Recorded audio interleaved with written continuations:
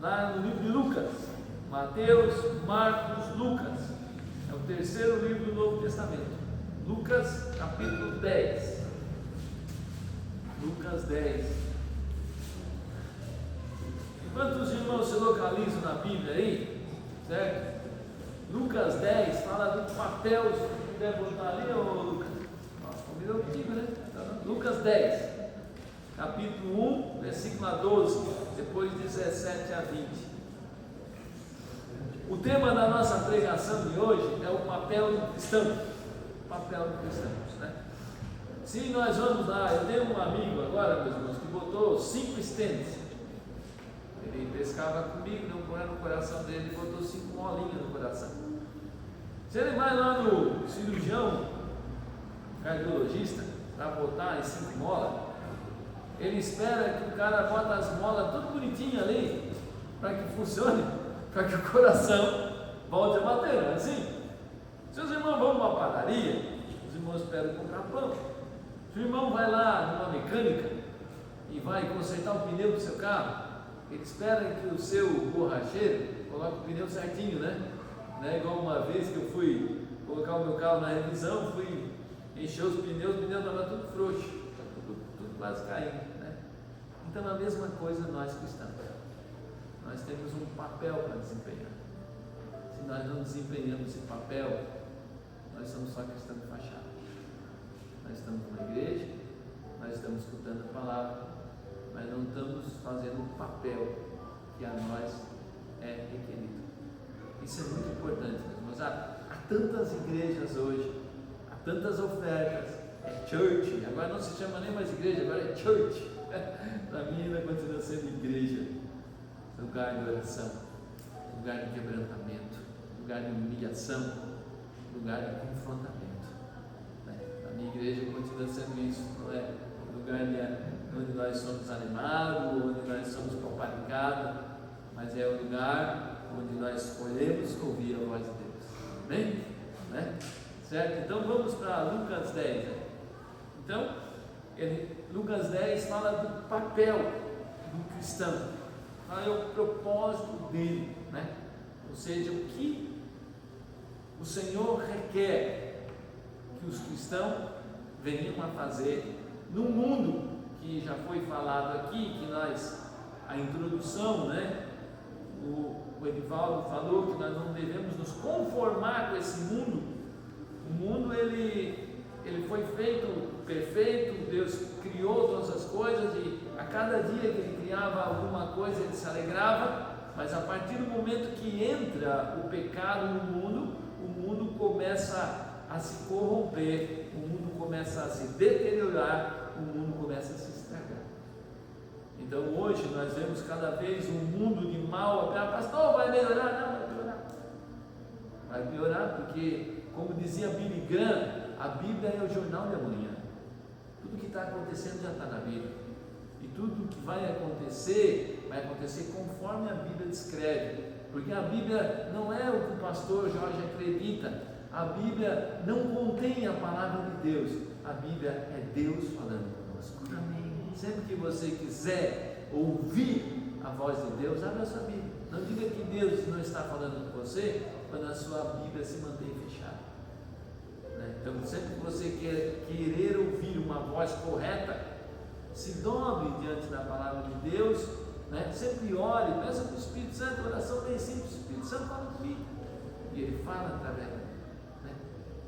Então, meus irmãos, nós vivemos um mundo que cada vez ele vai ficar pior, e é isso a Bíblia diz lá em 1 Timóteo 3, que nos últimos tempos os homens seriam amantes de si próprios, seriam irreconciliáveis, seriam desobedientes a pai e mães, impuros, né? Seriam egoístas, né? Então nós vemos aí isso mesmo na própria igreja, né? Certo? Então nós somos colocados no mundo para viver uma vida diferente. Não viver uma vida diferente porque somos melhores, não vivemos uma vida diferente porque nós somos superiores, não. Viver uma vida diferente porque um dia nós somos perdoados pelo sangue de Cristo. Um dia a fé adentrou nos nossos corações E essa fé que adentrou nos nossos corações mostrou o quanto nós estávamos separados de Deus. Nós nascemos de novo, nós somos purificados e agora nós somos vivos em Cristo Jesus, porque o Espírito Santo habita em nós. Amém. E aí nós temos que andar em novidade de vida, andar de vida diferente, não por mérito nenhum nosso, não por algo que fizemos, mas pela presença do Deus vivo em nós. Amém? Então esse texto aqui de Lucas 10, Jesus fala o que ele espera, assim como nós esperamos que o médico coloque as molas certas, assim que nós esperamos que o borracheiro coloque os pneus certos para nós fazer uma viagem segura. É isso que Jesus espera da sua igreja. Está em Lucas 10. Então vamos prestar atenção. Depois eu até vou botar toda essa pregação no grupo da igreja ali para nós dar uma remoída nessa semana, tá? Lucas 10 diz assim, ó: depois disso o que, pastor? Se vocês olharem no capítulo 9, vocês vão ver que Jesus chama as pessoas. E aí um diz assim: eu vou enterrar o meu pai. O outro vai dizer assim: olha, eu comprei uma terra, vou ver. E aí depois de Jesus testar a turma, Jesus, lá no capítulo 9, no versículo 57 ao 62, é esse o contexto. Depois fala desse período que Jesus põe à prova quem é que queria seguir ele mesmo, quem é que era seu discípulo, quem é que era realmente cristão.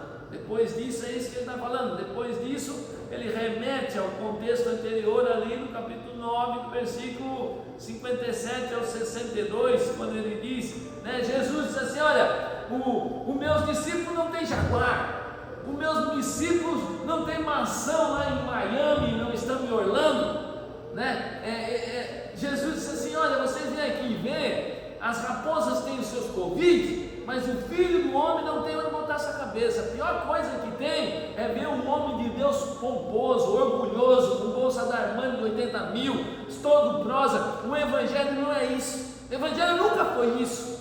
O Evangelho é humildade, o Evangelho é quebrantamento. O Evangelho, nós não podemos ser satisfeitos com as coisas desse mundo, meus irmãos? Não existe. O John Wesley, que foi um dos maiores pregadores do avivamento, escreveu mais de 4.000 obras. A herança dele deixou uma colher e uma capa, porque tudo que ele ganhou, ele deu para a obra missionária.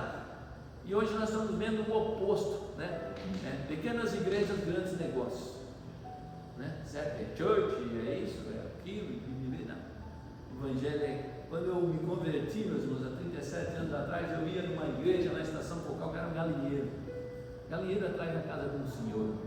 Atrás da casa dele tem um galinheiro de madeira saltava assim, que os pregos vinham para frente, e lá estava a glória de Deus. Era um lugar que nós sentimos a presença do Senhor. Hoje nós estamos cheios de estrutura e não sentimos mais a presença de Deus. Hoje parece que Deus não está mais nas nossas reuniões. Nós temos que rever alguns conceitos e alguns valores. Então Jesus já disse: olha, lá no versículo 9, 58, as raposas têm suas tocas, as aves têm seu ninho, até os animais eu cuido deles. Mas o Filho do Homem, o Cristo, ele não anda de jaguar, ele não tem casa em Orlando, ele não anda de jato, ele não tem pomposas contas, ele era sustentado, a sua assistência eram feitas por mulheres que eram generosas, que bancavam o ministério de Cristo, como Joana, como Maria Madalena, Joana, que era mulher do procurador de Herodes, que ajudavam na assistência para que a palavra fosse pregada. Sempre que a palavra seja pregada, vai ter custos, vai ter, como uma igreja tem seus custos, é necessário que os irmãos dão uma oferta e dão seus dízimos para se manter o lugar aberto, para que a palavra seja pregada, mas não que seja para suntuosidade, para luxo, certo? E Jesus vai dizendo, ele chama as pessoas, e aí um diz assim: olha, eu vou sepultar o meu pai, certo? E aí Jesus fala lá no versículo 60, deixa que os seus mortos sepultem seus mortos. Então, Jesus, ele depois o outro diz: eu quero me despedir das pessoas da minha casa,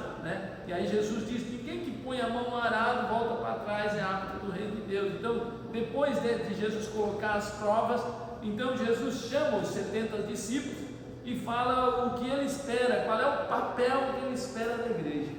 Qual é o papel que ele espera daquele que foi lavado, remido, que foi transformado, foi purificado, em que todo o pecado dele foi perdoado e que ele agora é nova criatura. Amém?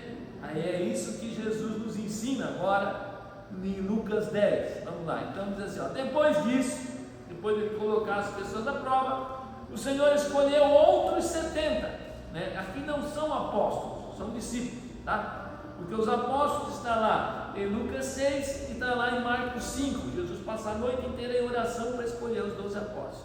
Depois disso, ele escolheu os outros 70 e enviou de 2 em 2, que fosse adiante dele, certo?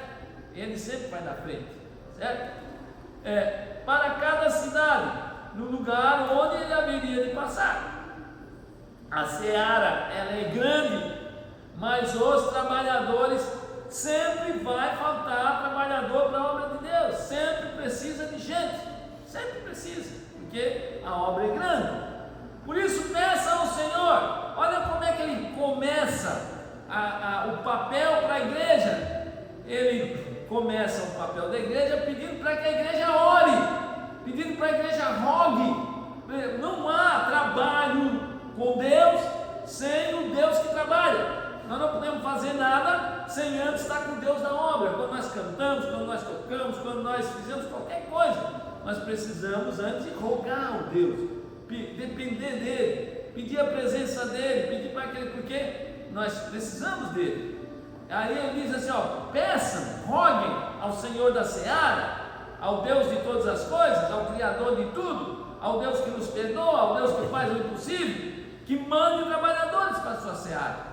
Esse que vos envio como cordeiros, ele não diz ao lado do lobo, mas ele diz no meio do lobo. Então, sempre que um cristão querer viver uma vida pia, ele vai atrair o ataque de Satanás sobre a sua vida. Sempre que você, por que hoje a igreja é tão mal vista hoje? Por que a igreja hoje muitas vezes ela não tem influenciado? Porque ela está vivendo muito diferente daquilo do papel que Cristo pediu para ela. Quanto mais nós vivemos a palavra, quanto mais nós vivemos perto da vontade de Deus, com certeza nós vamos atrair os ataques de Satanás para a nossa vida. Essa é a coisa mais certa que tem. Mas a Bíblia diz que maior é o que está em nós do que aquele que atua no mundo. A Bíblia diz que em Cristo nós somos mais que vencedores. Então nós temos que ficar tranquilos. Amém? Aí ele continua, né? Não levem na bolsa nem sacola, nem sandália, nem saúdem ninguém pelo caminho. É porque naquele tempo as saudações eram muito longínquas, as saudações eram muito longas, né? Então ele está dizendo que a obra de pregar a palavra, a obra de falar do amor de Deus ao mundo que está caído, ao mundo que está cada vez pior, ao mundo que dá mais valor que uma orelha ou cachorro, mas nós temos mais de 85 mil crianças que são estrupadas no nosso país. A cada 7 minutos uma criança é estrupada. E aí não estou dizendo que o que fizeram com aquele cachorro dá certo, mas aí o orelha virou assunto nacional, né? E aí nós estamos, né, pegando um mosquito e passando uma trave diante de nós. Coisas mais sérias estão aí acontecendo e nós estamos olhando a orelha. Essa é a verdade, trocamos todos os valores, né? Certo? Aí ele continua dizendo, não leve bolsa, não leve sandália, ou seja, dependa de Deus, dependa do poder dele, dependa da glória dele. Ao entrar numa casa, ou seja, a evangelização, as boas novas, né? Um dia alguém entrou na nossa casa, um dia lá, há quase 40 anos atrás, o pastor Jorge entrou numa casa lá em Cuiabá, onde uma pessoa que não andava de Jaguar, onde uma pessoa que não tinha grandes casas, onde uma pessoa que não estava aí para fazer fortuna no Evangelho, tinha uma simples casa para pregar o Evangelho. E é assim que o Evangelho entra na vida das pessoas. Amém? E se teve uma pessoa também que abriu essa casa, que se colocou à disposição, que usou do seu tempo, porque achava importante que alguém escutasse as boas novas do Evangelho, que liberta, que salva, que perdoa, que transforma a família, que traz paz no coração, que perdoa pecados, que escreve uma nova história na vida. Amém? Esse é o papel do cristão. O cristão, Deus atua sempre no meio da família. Sempre, sempre, sempre. Ele sempre atua no meio da família, né? Se nós olharmos ali, né? Primeira coisa que está lá em Gênesis, a Bíblia diz que Deus colocou, fez tudo, depois ele fez o homem, da costela do homem ele faz a mulher, e depois eles crescem, frutificai-vos, né? Ou seja, então Deus começa a constituição do mundo com uma família. Depois o primeiro milagre dele está lá nas bodas de Canaã, é exatamente num casamento onde se forma uma família, e um dia o Senhor vai vir buscar a sua igreja, que está lá em Apocalipse 19, onde o noivo amado que nós tantos esperamos vai fazer o enlace das bodas do Cordeiro com a noiva, que é a igreja salva e lavada pelo sangue de Jesus. Amém? Então a família é importantíssima, né? E ver como Satanás tem destruído as famílias hoje, né? A tecnologia, hoje se chama o filho pelo WhatsApp para ele comer, né? Estou falando, vem aqui almoçar pelo WhatsApp, né? Certo? Nas casas hoje, nós estamos, né? Eu vejo muitas vezes, eu estou às vezes num restaurante, eu vejo um filho com o celular, uma criança com o celular, a mulher com o celular, o homem com o celular, ninguém conversa, ninguém tem mais diálogo, ninguém mais tem mais nada. Desculpa meus irmãos, hoje eu estou meio assim, já estou vou fazer 63, então não tenho mais que ponderar, tem que ser bem direto, né? Quando até estudo bíblico, o cara está ali com o celular na mão, ele perdeu até o temor de Deus, de estar atendendo os seus negócios, de estar dividindo a glória de Deus com outras coisas. Se perdeu totalmente o temor, né? Eu já cheguei ao ponto, e eu não vou estar aí, quando a pessoa é bem antiga, eu não vou falar mais nada, porque se a pessoa não aprendeu com a caderno, não vai aprender mais, desculpa. Mas quando a pessoa entra no estudo bíblico, no celular, olhando outras coisas, olhando negócios seus, eu acho que Deus olha lá para ele e diz assim: meu Deus, Senhor, certo? A Bíblia é muito clara, né? Olha os discípulos, eles não pedem assim. Jesus nos ensina uma grande doutrina, Jesus nos ensina sobre o Apocalipse. Sabe o que os discípulos pediram para Jesus? Ensina-nos a orar. Ensina-nos a orar, que nós não sabemos como convém. A primeira coisa que Jesus diz lá em Mateus 6: entra na tua casa, entra no teu quarto e fecha a tua porta. O quarto e a casa que é mencionada ali no judaísmo ali, era o quarto que não tinha janela para a rua. Se desliga no mundo, é tu e Deus, é tu e Ele, é a hora tua e dele. É bom nós estarmos orando em culto aqui, é bom nós orarmos em conjunto, como a Fernanda falou, como o Nivaldo chama a igreja, mas nós precisamos ter o nosso sócio comum. Amém. É importantíssimo, e é bom que o celular esteja bem longe, né? Bem longe para não, certo? Então ele continua dizendo: ao entrar nessa casa, paz seja nessa casa. Paz é a pessoa que aceita o Evangelho, é a pessoa que aceita que Cristo morreu por ela, é que entende que ela é pecadora e precisa de Cristo, certo? A primeira coisa aqui, por que o mundo vive em guerra? Se nós olhar lá em Tiago, a Bíblia diz: por que da onde vêm as guerras? Vem do coração do homem. Porque o coração do homem, a partir do pecado, entrou a raiva, entrou a ira, entrou a cobiça, entrou o ciúme, entrou a inveja, entrou a vingança, entrou a prostituição. Então, não é o que vem de fora que contamina, o que vem de fora só manifesta o que está dentro. Do coração do homem que procede essas malezas, né? Certo? Então, quando nós encontramos a Cristo por fé, nós entendemos o que Ele fez na cruz por nós, Ele adentra em nossa vida, perdoa o nosso pecado. A primeira coisa que você e eu teremos é a paz que excede todo entendimento. A paz que o mundo, que pode ganhar 80 milhões na cena, tu não vai ter. A paz que tu pode ter o melhor casamento do mundo, a melhor família do mundo, não vai ter. A paz que tu pode estar na melhor igreja, não vai ter. Tu só vai ter quando Jesus adentrar na tua vida. Amém? A paz que excede todo entendimento. O Jesus mesmo disse lá em João 14: eu dou a minha paz, e a minha paz vos dou, e não lá dou como dá o mundo, porque a paz do mundo é circunstancial, ela depende de situações. Agora a paz de Deus, você pode estar num momento mais problemático na sua vida, você pode estar na situação mais angustiante, você vai ter paz, porque Cristo está com você. Porque você sabe que, independente do que aconteça, todas as coisas contribuem para aqueles que amam a Deus, segundo o propósito que Ele tem para nós. Amém? Amém. Então, quando encontrar esse homem de paz, né, fica naquela casa. Então, a Bíblia, meus irmãos, a evangelização sempre é dentro de casa, da casa para a igreja, da casa para a igreja, da casa para a igreja. Esse é o papel. Se nós olharmos, por exemplo, nós vamos ver, só para nós, vou resumir um pouquinho aqui. Se os irmãos pegarem suas Bíblias aí, olha aqui, ó, pega aí, por favor. Depois de Lucas vem João, depois de João vem Atos. Então pega o Atos aí, faz favor, capítulo 16. Se tu puder botar lá o Lucas no Data Show, certo? Lá, Atos 16, 14, 15 e 16. Atos 16, 14, 15 e 16. Olha como o Evangelho começa na casa, né?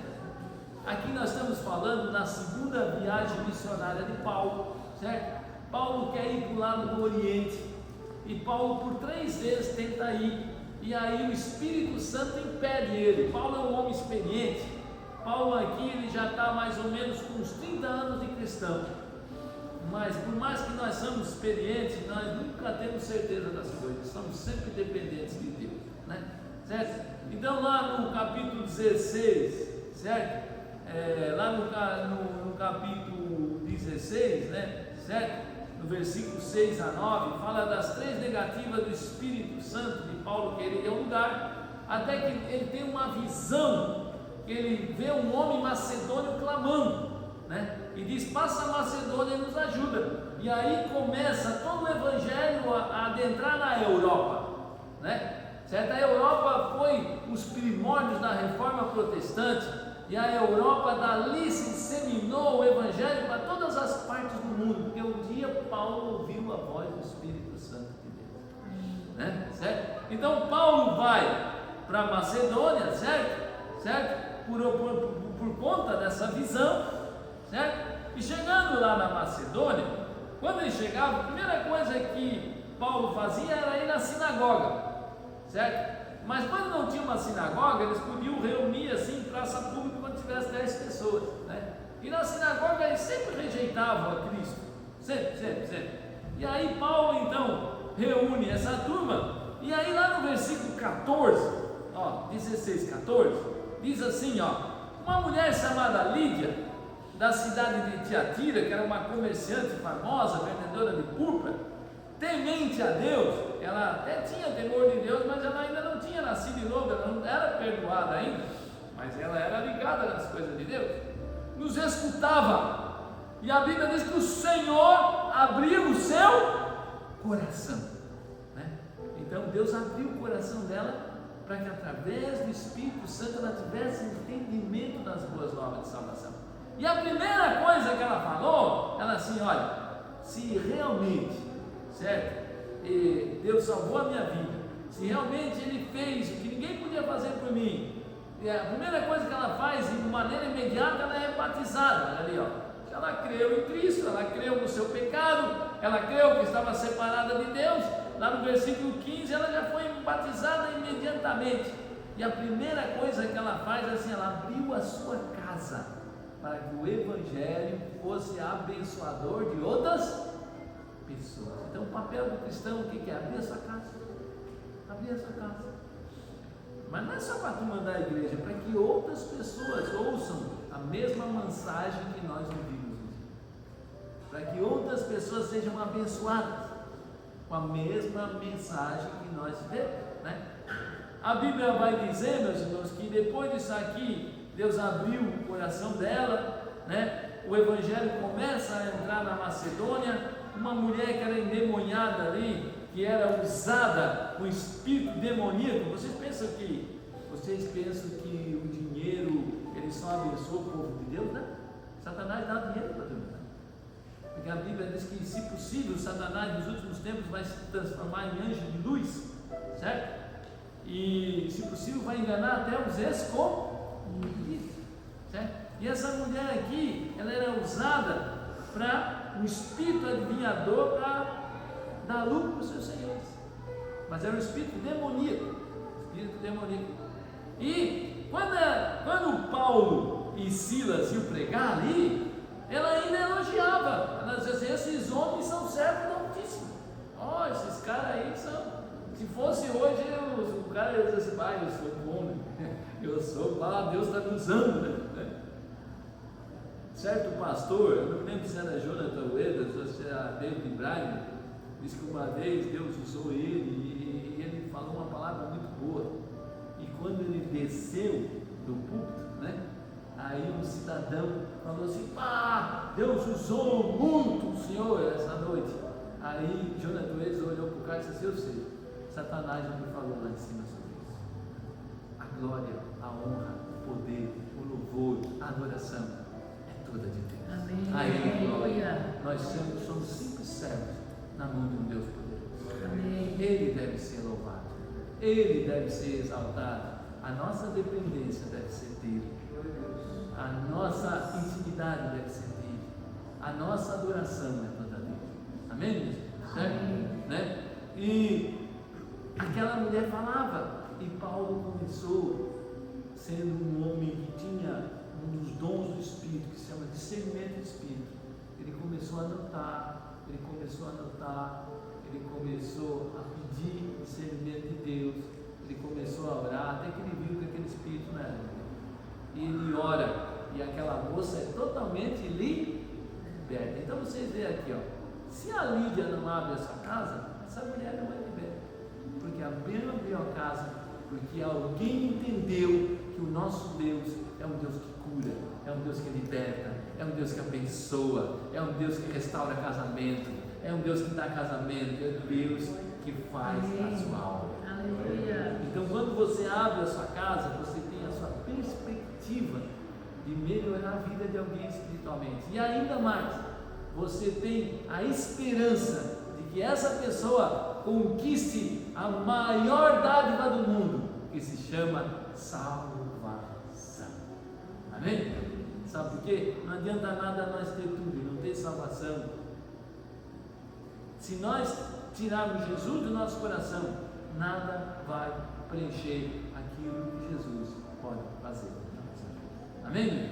Amém. Então, existe, depois de acontecer isso aqui, sabe o que aconteceu? Por eles, aquilo que nós falamos, a Bíblia diz que nós somos chamados para ser colocados no meio de lobo. Esse homem vai lá, ele abençoa a vida de uma comerciante, que é Paulo. Essa comerciante é salva, Deus abre o coração dela. Uma moça que era endemoniada, que tinha um espírito de adivinhação, é liberta. E esses dois servos de Deus, eles vão para o meio do lobo e levantam o ataque de Satanás sobre a vida deles e levam 38 chibatadas e colocam os dois lá dentro de uma cadeia, no lugar mais podre que há nessa cadeia, onde havia as fezes, onde havia a urina, e amarram eles a um tronco. E estão os dois lá, e eles estão lá dizendo: oh, que Deus é esse que eu sirvo? Que Deus é esse que eu oro e as coisas não acontecem? Não, eles estão lá orando e louvando a Deus. Amém? Sabe por quê? Porque eles sabem em quem eles têm crido. Porque eles estão lá, porque eles têm aquilo que eu falei que um cristão tem, que vem de fábrica. Quando ele coloca a sua fé em Cristo, ele tem a paz que excede todo o entendimento. Paulo e Silas estão lá, apanharam, vergonhas nas costas, um cheiro horrível, mas eles têm a presença de Cristo na sua vida. Eles louvam, oram e agradecem a Deus. Aleluia. E o louvor deles chega diante de Deus. Amém. O louvor chega diante de Deus e há um terremoto naquela cadeia, porque o nosso Deus é Deus de poder. Amém? Amém. Deus se agrada quando tu louva, Deus se agrada quando tu adora a Ele. Deus se agrada quando tu está em situações difíceis e tu diz: eu sei em quem eu tenho crido. Aleluia. Eu sei que a minha situação é difícil, mas eu tenho um Deus que muda as situações. Eu sei que a minha situação é complicada, mas eu nunca vou desistir enquanto ainda há tempo para Deus fazer algo. Amém? É isso que eles pensam. É isso que eles pensam. Né? Vê como é diferente esse evangelho de hoje. Está vendo? Vocês estão vendo? Prestando atenção. Né? Eles estão lá louvando, dá um terremoto. Né? Aí o que acontece? O carcereiro, Filipos, era uma colônia de Roma. Então Filipos tinha toda a instrução de Roma. Por isso Filipos, né? Filipe foi um rei. Por isso o nome de Filipos, Filipe, né? Certo? Aí o que esse carcereiro pensou? Agora essa rapaziada vai fugir, porque era tudo preso, é tudo carcereiro, vocês estão ali porque é coisa ruim, né? Eu fiz há uns anos atrás, pela graça e misericórdia de Deus, há muito tempo atrás, uma vez eu fiz evangelismo no presídio de 5 anos. Ninguém fez nada lá, tudo é inocente, gente boa, né? Tudo. Daí o que fez? Estou aqui, errado, botaram eu aqui. Então, quando o cidadão vai para a cadeia, qualquer coisa, principalmente no nosso país, né, que está prendendo pouca gente, eu estou trocando tudo, né? Estou prendendo quem deve, deixando solto quem devia estar preso, infelizmente, uma inversão de valores no nosso país, né? Certo? E quando, o que aconteceria com aqueles presos? Deu um terremoto, abriu a cadeia e eu fugi, mas ninguém foge. E o que o carcereiro tem medo? Se algum fugisse, segundo a legislação de Roma, ele pagaria com a vida dele.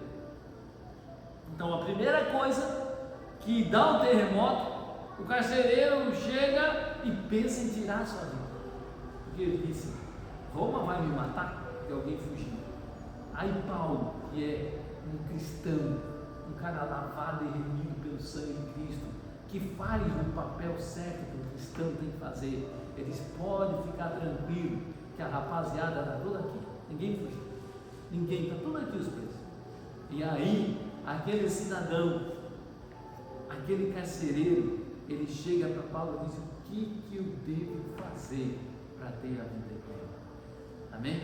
Aí Paulo diz: crê no Senhor Jesus, será salvo tu e a tua casa. Aí Paulo vai lá e entra na casa desse homem e batiza a família inteira dele. A família inteira dele crê. Aquele homem que cuidava de presos, meus irmãos, que é carcereiro, é a pior profissão que tem. É difícil, tá? Porque o cara está lá e não pode acreditar naquelas pessoas. As pessoas falam uma coisa, mas não dá para crer. E muitas vezes a pessoa está ali, ele está em risco de morte o tempo inteiro. Ele está numa situação dificultosa.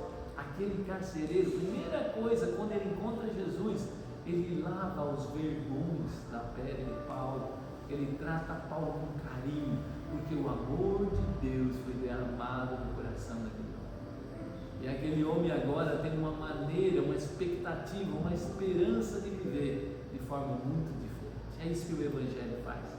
Abra a sua casa. Abra a sua casa, você tem uma casa boa, abra a sua casa para uma pessoa e convide alguém. Ah, pastor, tem gente que não vai querer, não tem problema. Não tem problema. Ele não querer, é problema dele. Olha aqui o que acontece quando ele não quer. Pega aí João 12. Pega aí João 12, por favor. Olha aqui e vê o que acontece com as pessoas que nós pregamos no Evangelho e a pessoa não quer. A pessoa é livre. Fazer o quê? Todo mundo responde pelas suas escolhas. Certo? Olha o que fala lá em João 12, 44 a 50. João 12, 44 a 50 diz assim: quem crê em mim, crê naquele que me envia. Bom, vocês querem conhecer Deus? Olha para mim, diz Jesus, né? João 14, né? Jesus fez milagres, Jesus curou pessoas, Jesus ressuscitou pessoas, Jesus perdoou o pecado. Aí chegou lá no fim do ministério de Jesus, André olha para Jesus e diz assim: ô Jesus, mostra o Pai e nós vamos crer em ti. Aí Jesus diz: quem vê a mim vê o Pai. Creia pelo menos apenas pelas obras que eu fiz, né? Quem crê em mim, Cristo diz, crê naquele que me enviou. Deus enviou, amou o mundo de tal maneira que Ele mandou o Seu Filho, não para que o mundo fosse condenado, mas que o mundo fosse salvo por Ele. João 3,16.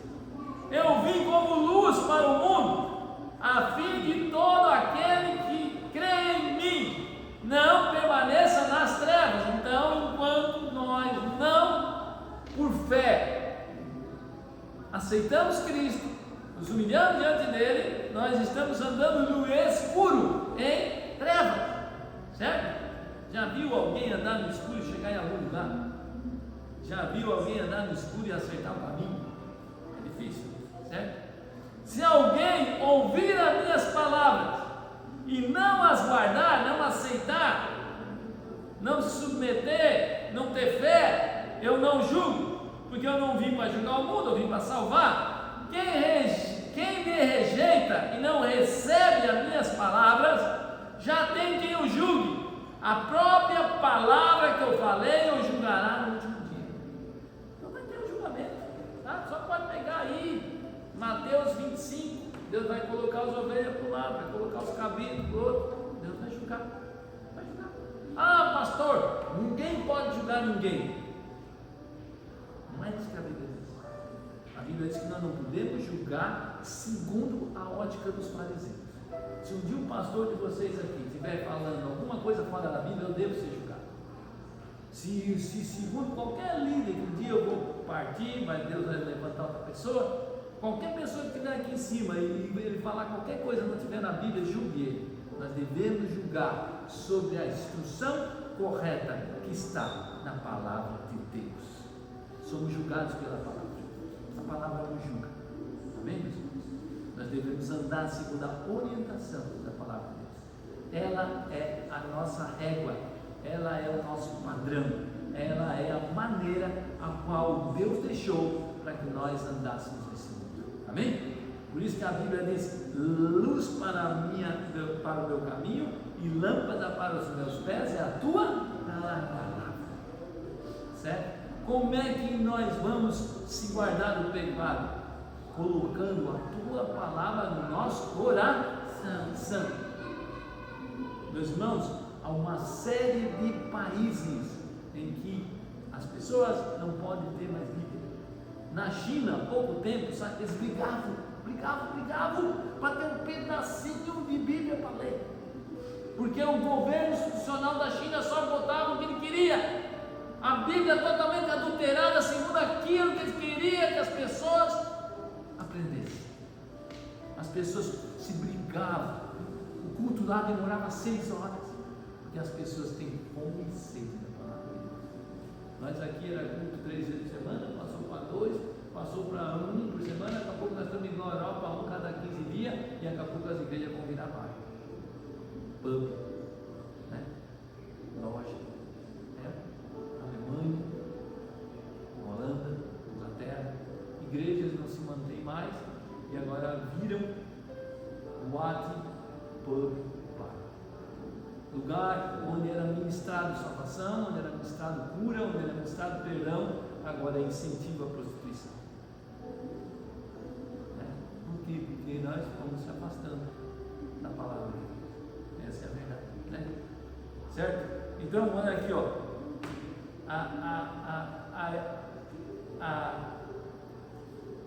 A palavra deve sempre entrar dentro dos lares, né? A melhor maneira de evangelizar é o lar. Aí ele continua, né? Então, olha, existem várias passagens na Bíblia, né? Pega lá Atos 10 também, onde Deus dá um sonho a Cornélio e Deus diz que um servo de Deus na cara dele, que era Pedro, a primeira coisa que Cornélio fez, Cornélio nem era salvo, ele pega os parentes, os amigos íntimos dele e leva todo mundo para escutar a palavra de Deus. Olha que importância, né? Certo? Aí ele diz assim, ó, lá Lucas 10, 6, se houver ali alguma pessoa de paz, sobre ela repousará a paz, se não houver, voltará. Ou seja, o que é uma pessoa que não tem paz? É uma pessoa que não quer o Evangelho, é uma pessoa que rejeita a salvação, é uma pessoa que diz eu tenho a minha religião, é uma pessoa que diz eu tenho a minha maneira de pensar. A maneira de pensar está na Bíblia, né? Certo? Certo? Está aqui, é o que Deus deixou para nós, né? Fiquem na mesma casa, comendo e bebendo, porque digno é o trabalhador do seu salário. Não procure uma casa que te dê mais coisa, não procure uma casa mais linda, não. Fique naquela lá, foi lá, né? Certo? Então, ele diz, não fique mudando de casa em casa, e quando entrarem nessa casa e ali forem bem recebidos, ou seja, as pessoas aceitarem o Evangelho, as pessoas gostarem da mensagem do Evangelho, certo? Isso se chama ser bem recebido. Coma tudo que for oferecido, ou seja, não seja o que puderem oferecer, né? Certo? Cure os doentes, se nela houver ali, se houver algum doente, olhe, porque o Deus é um Deus de cura, ou seja, o Evangelho vem com cura, o Evangelho vem com libertação, o Evangelho ele é o poder de Deus para a salvação de todo aquele que nele crê, certo? Como está lá em Marcos 16, ide pregar o Evangelho, né? Lá em Marcos 16 diz, os enfermos serão curados, as pessoas serão batizadas no Espírito Santo, os endemoniados serão libertos, e esses sinais hão de acompanhar aqueles que creem. Então sempre que quando nós somos cristãos, nós oramos. Se não acontecer, não aconteceu. Se acontecer, glória a Deus, amém? O nosso papel é orar. Pastor, quem é que deve orar? É o pastor? Não, qualquer pessoa. Não é nós que curamos, não é a nossa experiência que cura, é o Deus Todo-Poderoso. O nome dele é sobre todo nome, o nome dele é sobre toda doença, o nome dele é sobre qualquer coisa. Aquilo que os homens não podem fazer, Deus pode fazer. Amém? Não há limitações. Agora, se ele vai fazer ou não, nós não sabemos. Ele tem soberania e tem poder para decidir todas essas coisas, né? Certo? Inclusive Paulo pede uma hora lá em 2 Coríntios para ser curado 3 vezes, e ore publicamente e vai curar. Tem mistérios para não saber. O que nós devemos saber é que quer morramos, quer vivamos, nós somos do Senhor. Se morremos, a morte do cristão é uma boa, nós vamos estar para sempre com o Senhor, né? Não é boa porque nós vamos para a eternidade, mas é boa porque nós vamos estar com o autor da vida, o Senhor que nos perdoa, o Senhor que nos reconcilia, o Senhor que nos ama. O Senhor vai estar face a face conosco, amém? Por isso que a eternidade é boa, amém? Então ele continua, e cure os doentes, se houver algum ali, o reino de Deus se aproximou, porque quando a salvação começa o reino de Deus a entrar na nossa vida, o Espírito Santo está em nós, em todos os detalhes, começamos a ter uma maneira diferente de pensar as coisas, uma maneira que vai sendo transformada pela palavra, como o Enivaldo falou aqui, não vos acostumeis com esse mundo, mas transformai-vos pela renovação da vossa mente, certo? Mas não adianta só escutar a palavra, não adianta escutar a palavra e depois não vir no culto de ceia, que é o culto mais importante que tem na igreja. Mas tem gente hoje que deixou de vir no culto mais importante da igreja. Tudo bem, tem pessoas que viajaram, tem pessoas que estão doentes, tudo bem. E outras pessoas que ficaram só porque amanhã eu tenho que trabalhar, ainda vou ficar em outro lugar. Será que nós estamos fazendo o papel de cristão? Será que estamos? Né? Certo? Tem que repensar o nosso cristianismo. Porém, quando entrarem numa cidade, não forem bem recebidos, a palavra vai ser rejeitada, até o pó dessa cidade vai grudar nos pés de vocês. Sacuda os pó e saibam que está próximo o reino de Deus. Eu vos digo que haverá naquele dia menos rigor para Sodoma e Gomorra que com aquela cidade, né? Agora lá, versículo 17 diz assim: então os 70 voltaram cheios de alegria, né? Dizendo: Senhor, até os próprios demônios se submetem a nós, certo? Eu via Satanás caindo do céu, com certeza não era Satanás, né? Certo? Mas ele viu, né? Ele viu assim o poder de Deus se manifestando e as pessoas sendo libertas. Eis que eu dei a vocês autoridade para pisar cobras, escorpiões e sobre todo o poder do inimigo, e nada lhe causará nenhum dano. No entanto, alegre-se, não porque os espíritos imundos se submetem ao meu nome, né? Porque eles estão indo na autoridade. O espírito imundo não se submete a pastor nenhum, não se submete a igreja nenhuma, ele se submete ao nome que é sobre todo nome, ao Jesus Todo-Poderoso, ao Deus que liberta, ao Deus que transforma, ao Deus que cura, ao Deus que pode fazer todas as coisas. Amém? É isso que nós temos que entender, né? Certo? Então, vocês devem se alegrar aqui, ó, porque os espíritos submetem à autoridade que eu dei a vocês. E sim, porque vocês devem se alegrar, porque cada nome de vocês está arrolado, escrito no céu. Então, o que Jesus vai dizer assim, ó, não te alegre pelo aquilo que eu fiz sobre a vida de vocês. Não te alegre porque tu está fazendo alguma coisa para mim, ou para o reino meu. Te alegre por aquilo que eu fiz. Eu te salvei, eu te libertei, eu te perdoei. A tua alegria, o teu maior milagre é que hoje tu é nova criatura, tu é perdoado, os teus pecados foram colocados no mar do esquecimento, a tua história é renovada, a tua esperança é renovada, tu tem uma família nova e tu tem a certeza que um dia estará na glória com Cristo. Amém. É essa a alegria. Aleluia. Amém? Então, para nós resumir bem rapidinho aqui, qual é o verdadeiro papel do cristão? Então, o cristão, ele crê em Cristo, o cristão é transformado. Efésios 4 a 6, quer botar ali, Lucas? Efésios 4 a 6, diz que a maneira, a partir do momento que você crê em Cristo, a partir do momento que os seus pecados são perdoados, a partir do momento que a fé entra no seu coração, sempre que entra a fé, vai entrar uma coisa junto: amor de Cristo derramado em nossos corações. Fé que não tem amor não é fé que salvou. Fé que só pensa em si, fé que é só eu, é só o meu desejo, é só a minha casa, é só o meu bem-estar, é só o meu prazer, é só o meu deleite. Não é fé que salva. A fé anda junto com o amor. Sempre que Paulo dizia, Paulo mandava as cartas para Éfeso, Paulo mandava as cartas para Tessalônica, Paulo mandava as cartas para Coríntios: olha, eu estou vendo que a coisa está boa aí, eu estou vendo que a fé de vocês está crescendo, porque vocês estão amando mais uns aos outros. Amém. Se não tem amor, não é fé salvífica. Jesus disse: verdadeiramente vocês serão meus discípulos, se vocês amarem uns aos outros. Amar de Cristo é diferente do nosso. Essa palavra amor está completamente transliterada, completamente. Eu amo, isso é tipo de amor. Amor é aquilo que está na Bíblia. Amor de um homem para uma mulher. Amor incondicional, como Cristo nos amou, sem esperar nada, sem receber nada em troca. Então, Cristo nos ama, né? Eu amo a minha esposa porque eu vi alguma coisa nela, ela não viu muita coisa em mim, sei lá o que ela viu. O Edivaldo ama a Fernanda porque tem alguma coisa ali que ele viu também, alguma coisa que chamou a atenção. Mas Cristo, ele não decide amar, a essência dele é amor.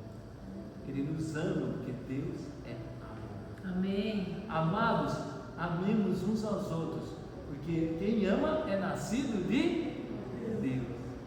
Quem ama é nascido. Então Deus derrama esse amor em nosso coração. Então, sempre quando o cara tem fé, o amor vai andar junto. Ele vai amar aquele que ele nunca viu. Ele vai ajudar aquele que ele nunca quis. Quer ver um exemplo de amor que está na Bíblia? Diz que na Segunda Guerra Mundial,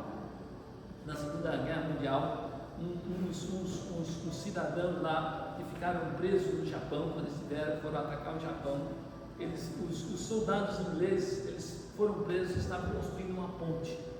Estavam construindo ponte, aí tu usa pá, naquele tempo não tinha esses equipamentos tecnológicos novos, tu usa pá, tu usa enxada, um monte de coisa, né, para construir essa ponte. E aí os soldados ingleses estavam construindo essa ponte, e aí o comandante japonês, ele viu essa construção da ponte, e todo final de dia ele ia recontar as pás. E quando esse comandante japonês ele foi recontar as pás, ele viu que estava faltando uma. Né? E aí ele botou todos os soldados que estavam presos pelo exército japonês na frente e disse, e se irou, o demônio entrou nele, né? Porque a Bíblia diz que na ira do homem não procede a justiça de Deus, porque quer ver o demônio atuar na vida de uma pessoa é quando ele fica bem irado. Né? Quando nós deixamos a ira entrar na nossa vida é um perigo, né? Porque a Bíblia diz, irai-vos, mas não pequeis, não dê lugar a Satã. A ira é uma porta aberta para você entrar na tua vida. Tu pode até ficar triste, mas não deixe aquilo entrar para o teu coração. Senhor, me ajuda aqui a dar um beijo nesse fuga aqui, nesse cidadão que fez isso por mim. Esse cidadão, ele se irou e começou a acusar todos eles e disse, se essa pá não aparecer aqui, eu vou matar todos. Aí um daqueles soldados pegou e se colocou e descuiu. Mataram aquele. E quando eles chegaram lá no acampamento, encontraram a pá. A pá estava lá. Isso se chama amor. É dar a vida para ele. Ele deu a sua vida para que os outros não. Foi isso que Cristo fez por mim. Ele deu a vida dele para que hoje nós pudéssemos ser salvos. Amém? Por isso que a fé ela é junta com o amor. Se não tem amor, não tem fé. Não foi a fé salvífica que ele trouxe. Nós somos do nosso interesse. Quando nós estamos pensando em nós. Eu já trabalhei demais com o rei. Eu já fiz muita coisa. Não para nunca de trabalhar. Não para nunca de fazer coisa para Deus. Não para nunca de ser usado, porque o reino está sendo construído dia após dia. Amém, meus irmãos? Né? Então aqui, Efésios 4 e 6 fala de quando você encontra Cristo, você entra nessa família que tem todas essas características aqui. Quer ver uma coisa? Bota lá, Lucas, para mim, Efésios 4 e 6, olha aqui, diz assim, há somente um corpo. Há muita gente que está numa igreja e não é igreja ainda, porque a fé cristã ainda não entrou na vida dele. Talvez um dia entre, mas ainda não entrou. Há um somente corpo, que é o corpo dos salvos. Há um só Espírito. Todas as pessoas que um dia vão estar lá reunidos com Cristo naquela boda que eu falei do Cordeiro, têm dentro de si o Espírito Santo de Deus. Há uma esperança. A nossa esperança não é ser bem abençoado aqui. A nossa esperança não é que a nossa conta bancária resolva o nosso problema. Tudo isso nós devemos fazer, devemos trabalhar, tudo para a glória de Deus. Mas a nossa esperança é um dia estar com Cristo face a face. Amém? Há uma só esperança, há um só Senhor, que é Jesus, o soberano. Há uma só fé, há uma fé que salva, há uma fé que faz nós andar em novidade de vida, há um só batismo, há um só Deus, Pai de todos, que é sobre todos. Então, quando nós entramos nessa família aí, o cristão deve ter 3 papéis. Se nós voltar para Lucas 10, os 3 papéis do cristão estão dentro do capítulo 10. O primeiro papel do cristão é ele ser um embaixador. Pastor, quem é um embaixador? O embaixador é aquele que representa um país. Então você, aí na rua, você representa Cristo. Você traz a identidade de Cristo. Você mostra para as pessoas o que é o reino de Deus. Então olha a responsabilidade que nós temos. Então primeiro papel do cristão é ser um embaixador. Um embaixador. Esse é o primeiro papel do cristão. É ser um discípulo, é andar como ele andou, é fazer como ele fez, certo? Esse é o primeiro papel do cristão, certo? A Bíblia fala, meus irmãos, que 2 Coríntios capítulo 3, versículo 2, olha como é importante, né, o cristão ser esse embaixador, a Bíblia diz que os homens devem ver as nossas obras e glorificar a Deus que está nos céus. Então nós somos representantes do Deus vivo. Olha o que fala aí 2 Coríntios capítulo 3, versículo 2. Paulo vai dizer assim, vocês são a carta escrita em nosso coração e lida por todos. Tem muita gente que não vai ler a Bíblia, tem muita gente que vai rejeitar o Evangelho, tem muita gente que, meus irmãos, o Evangelho hoje no Brasil, ele é mais visto movimentos errados, porque pela virtude que os cristãos têm que ter, certo? Então olha aqui, ele diz assim, vocês são a carta, certo?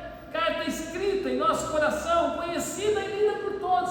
O mundo nos lê, o mundo diz assim, aquele cara não é cristão, aquela igreja não é cristã, como é que ela está envolvida no negócio do Banco Master? Como é que ela está envolvida nessa vergonheira aqui? Esse cidadão não é cristão? Como é que ele está envolvido nisso aqui? O mundo nos lê. O mundo nos lê. O mundo nos lê. Essa é a verdade. Aqui, vocês são a nossa carta escrita em nosso coração, conhecida e lida por todos. Vocês manifestam que são a carta de Cristo, produzida no nosso ministério, escrita não por tinta. Não, eu faço parte lá da igreja, eu vou à escola dominical, na vida, eu sou membro há 30 e poucos anos. O que tem isso?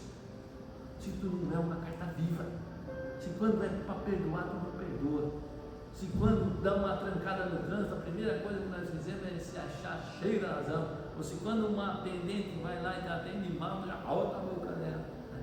Nós somos assim, e aí não somos cartas, muitas vezes não somos. Essa é a verdade, né? Escrita não com tinta, mas com o Espírito de Deus. Às vezes, meus irmãos, nós podemos até perder a paciência, mas peça desculpa. Peça dizer assim, olha, eu errei, desculpa, eu fui meio nervoso aqui, eu tive um dia meio pesado. O cristão, ele tem o Espírito Santo. Se ele fazer essa bobagem assim, se ele se exacerbar, se ele se alterar, a primeira coisa que o Espírito Santo vai falar nesse, está com uma sineta no cara, assim, tem um alarme, está funcionando ainda, né? Porque tem gente que já parou de funcionar há muito tempo, está longe, está cauterizado, já apagou, não funciona mais, né? Mas se está funcionando, o cidadão diz assim, desculpa aí, me perdoa, né? Mas com o Espírito vivo. Então a primeira coisa do cristão é ser um embaixador, né? A Bíblia diz, ir e pregar o Evangelho a todo mundo, né? Batizando em nome do Pai, do Filho e do Espírito. O que é o Evangelho? O Evangelho, nós éramos pecadores, Cristo nos salvou, Cristo nos transformou, e agora nós devemos contar essa história para outras pessoas, né? Então, o primeiro papel do cristão é ser um embaixador. Segundo papel do cristão, tá? Certo? Usar a sua vida para encontrar alguém que precise da misericórdia de Deus. Amém? Se você recebeu o amor de Deus, se você recebeu o Evangelho na sua vida, a sua vida não mais lhe pertence. A sua vida, ela é feita para a glória de Deus e mostrar o amor de Deus a outras pessoas que ainda não receberam. Então, o segundo papel do cristão é usar de misericórdia com aquele que não tem misericórdia. O mundo machuca as pessoas, o pecado traz consequências, o pecado traz separação de famílias, o pecado traz vícios, o pecado traz mentira, o pecado traz prostituição, o pecado promete uma liberdade e escraviza. As pessoas precisam da nossa misericórdia, as pessoas precisam do Jesus que habita nas nossas vidas. Amém. Amém, meus irmãos? O nosso cristianismo não se resume aqui, nessas quatro paredes, é lá fora, é lá fora. O cristianismo não são canções que nós cantamos aqui, mas é o que nós vivemos lá na rua. É aquela pessoa lá no seu emprego que quer se matar, é aquela pessoa que está lá, que está com uma depressão profunda, que não sabe o que fazer na sua vida, é aquela pessoa que está lá com a família toda destruída, que ele está perdendo tudo, está perdendo até essa casa, por causa que está se separando, perdeu a autoridade lá. É lá que nós somos chamados a mostrar a misericórdia de Deus. É lá, é lá. Amém, meus irmãos? E nesse próprio capítulo aqui, Jesus mostra a misericórdia. Quando chega um escriba da lei, não tem esses caras que frequentaram a igreja há 40 anos, né? Tem a carteirinha lá, sou mestre, sou isso, sou doutor. Ele chega, Jesus, o que eu devo fazer para herdar a vida eterna? Aí Jesus diz, tu sabes os mandamentos. Amarás o teu Deus de todo o coração, de toda a tua alma, de todo o teu entendimento, de todo o teu físico, de todas as emoções, de tudo que tu tem. E amarás o teu próximo a ti mesmo. Aí Jesus, então tá. Aí Jesus vai lá e conta a história do samaritano. Nesse mesmo capítulo aqui. O levita, aquele que tocava, que levava o povo à adoração, existia um cidadão, ele foi viajar lá de Jerusalém a Jericó. Era um lugar bem hóspede, assim, era um lugar cheio de pedraria, cheio de caverna, cheio de morro. E naqueles lugares onde tinha esses lugares bem sombrios, as pessoas eram assaltadas. Era um caminho que muitas vezes as pessoas eram atacadas. E esse cidadão foi viajar e ele foi atacado. E ele foi atacado de um levita que leva o povo à adoração, que pede para tomar cantar. Não é igual os levitas aqui da Batista Nova Vida, não, né? Aqui, o povo aqui é misericordioso, né? O levita passou e viu aquele homem que foi assaltado, que foi judiado, que foi roubado, e passou ao largo. Então, tem cristão que é insensível. Tem cristão que só pensa em si próprio. Tem cristão que diz: eu já fiz muito para Deus, agora eu quero descansar. Eu não vou mais me envolver. Tem cristão que não quer fazer mais nada. Ou que não se envolve com a vida das pessoas. Não se envolve com aquilo que Jesus veio para fazer. Amém? Amém, Jesus? Nós perdemos a sensibilidade. Aquele levita, ele passa ao largo. Então, o primeiro papel do cristão, uma igreja boa é uma igreja que se importa. Um cristão que faz o papel de Cristo é uma igreja, ele se importa. Ele não se importa para levar algo em troca. Ele não se importa porque ele quer ser colocado lá nas redes sociais. Fulano passou e ajudou o cara que estava sendo assaltado. Não, ele se importa porque o amor de Deus foi derramado no coração. Amém. E ele não tem outra maneira de fazer, porque ele sabe que Cristo fazia isso. Ele quer fazer o que Cristo faz. Amém. Amém? Então o levita, só vocês olharem ali, não faz nada. Lá no 10, no 25 ou 37, lê o texto ali, mostra o papel do cristão. O levita não faz nada. E o sacerdote, que era o cara que mandava em tudo, que o pastor Jorge assim, né? É o que Deus, pela misericórdia de Deus, usou para tentar levar o povo para o céu, né? Também passou lá. E o samaritano, que tanto eles questionavam, que era o povo mestiço, ele passa, ele acode aquele homem, ele passa remédio nas feridas, ele coloca aquele homem numa estalagem. Ele pergunta quanto que seria a hospitalidade dele, quanto tempo ele precisava ficar lá para recuperar. O samaritano se importou. Então o cristão é chamado para ser usado com misericórdia. Sabe o que é misericórdia? É tu se colocar na vida da outra pessoa. É tu não se importar contigo, mas tu se importar com a dor do outro. Quanto mais tu se importa com os outros, mais a presença de Cristo é evidente na nossa vida. Amém? Se nós estamos se importando pouco com os outros, é porque Deus não está tão presente na nossa vida. Essa é a realidade. Esse é o papel do cristão. Se importar com os outros. Amém? Se importar com aquela pessoa. Pastor, mas ele está longe, ele não está salvo. Ora por ele. Convida ele. Abençoa ele. Né? Vocês já viram algum pecador chegando a Jesus? Jesus fica daqui.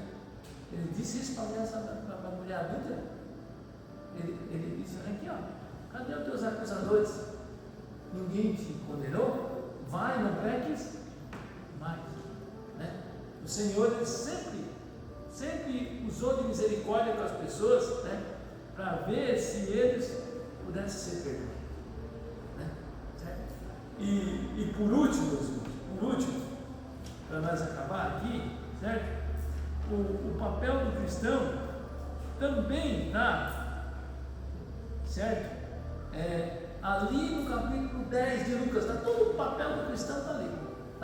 Está lá naquela hora onde Jesus tinha aquela família, que ele era muito amiga dela, que era a família de Lázaro, de Marta e de Maria, e a Bíblia diz que Jesus chega naquela família e Marta está toda ocupada, Marta está cheia de afazeres, e logo que Jesus chega, Maria se queda, Maria se humilha diante do Senhor.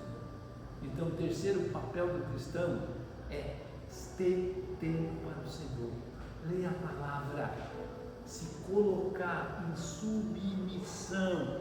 Quando nós oramos, nós falamos com Deus. Quando nós abrimos a palavra, Deus fala conosco. Então, o terceiro papel do Senhor, o terceiro papel do cristão é se colocar em relacionamento com Deus. Não tem cristianismo sem vida com Deus. Não tem cristianismo dependendo de igreja. Eu preciso ir para a igreja para receber algo. É bom na igreja, mas a tua vida continua. A tua igreja é o altar do teu quarto. A Bíblia diz que Deus procura adoradores que o adorem em espírito, hein? Verdade. Quando você sai daqui, o Espírito Santo vai com você. O Espírito Santo vai no teu trabalho.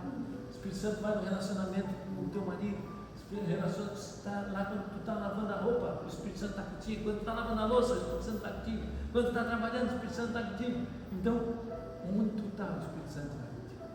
Então, a nossa adoração, ela pode estar em qualquer lugar de onde nós estamos. Deus não procura mais lugares, Deus procura os verdadeiros que adorem o Espírito Santo, porque agora o Espírito Santo é vida deles, porque o Espírito Santo nos liga com Deus. O Espírito Santo testifica que somos filhos de Deus, e se somos filhos, somos herdeiros e co-herdeiros dos mesmos direitos da mesma herança que Jesus tem. Amém? Então, a terceira coisa que nós devemos ter como papel de cristão: vida com Deus. A pior coisa que tem, meus irmãos, começa a ter vida com Deus. Começa. Separa um tempo. E olha, separa, porque assim, não vai ver, hoje eu estou com uma vontade doida de orar, não vai ver isso. Hoje eu estou com muita vontade de ler a Bíblia, não vai ver. Lute com a sua carne. Lute. Para tudo já. Esse tempo eu vou tirar para Deus. Esse tempo eu vou tirar para Deus. Os maridos, fala com a esposa. Leia a Bíblia com ela. É ótimo. É bom para o casamento. É bom para tudo. Deus nos corrige. Deus trabalha na nossa vida. Né? Faça isso. Isso é muito salutar no casamento. Né? Vamos orar então? Meus irmãos, esses são os três papéis do cristão. Eu vou botar lá nos grupos da igreja. Está tudo no Lucas 10. Edivaldo, vem aqui. Passa por aqui. Eu vou só orar rapidinho. Pai amado, Pai querido, Senhor, que esses papéis possam estar presentes nessa igreja. Que esses papéis possam estar orando, estar se firmando na nossa vida.